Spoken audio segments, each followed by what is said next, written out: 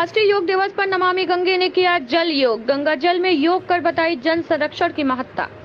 गंगा की अविरलता, निर्मलता और घाट किनारे स्वच्छता के इस संकल्प को साकार करने के लिए नमामि गंगे टीम ने विश्व योग दिवस पर दशाश्वमेध घाट के सामने जल योग किया। गंगा में जल योग के दौरान पदासन, अनुलोम विलोम, सूर्य नमस्कार जैसे जल में किए जाने वाले तमाम योग क्रियाओं का प्रदर्शन कर कार्यकर्ताओं ने जल संरक्षण एवं विश्व कल्याण की कामना की। आम जनता से अपील की गई कि अब समय आ गया है कि हम लोग स्वच्छता को धर्म बनाएं, स्वच्छता को अपना संस्कार बनाएं और इन संस्कारों के जरिए हम स्वयं को पर्यावरण से जोड़ सकते हैं। नमामि गंगे काशी क्षेत्र के संयोजक राजेश शुक्ला ने कहा कि जल के लिए जनाधार का उपयोग करके जल योग करने की जरूरत है। जल योग सबसे बड़ा योग होने वाला है। यदि जल नहीं होगा तो ना योग होगा, ना ध्यान होगा और ना ही कोई क्रिया होगी। इसलिए जल को सुरक्षित और संरक्षित रखना नितांत आवश्यक है। आने वाले समय में जो समस्याएं बढ़ती जा रही हैं उसके लिए जल शक्ति को बढ़ाने की जरूरत है।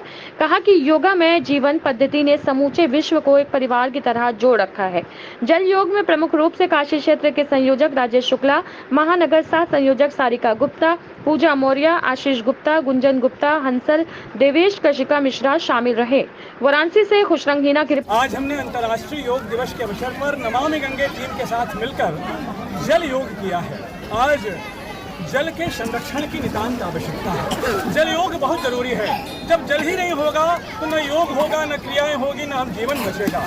हम आज विश्व योगा दिवस पर गंगा जल में खड़े होकर जल योग कर रहे हैं। हमने सूर्य नमस्कार और ऐसे अनेक आसन जो कि जल में करने लायक हैं वह किए हैं और लक्ष्य यही है, उद्देश्य यही है कि गंगा मैया निर्मल हो, अविरल हो।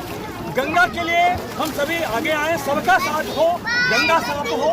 हम सब मिलकर जल संरक्षण, जल संचय के प्रति अपने को समर्पित करें ताकि हमारा जो जल का जो संपदा है वो निरंतर आने वाली पीढ़ी को भरपूर मात्रा में मिलती रहे।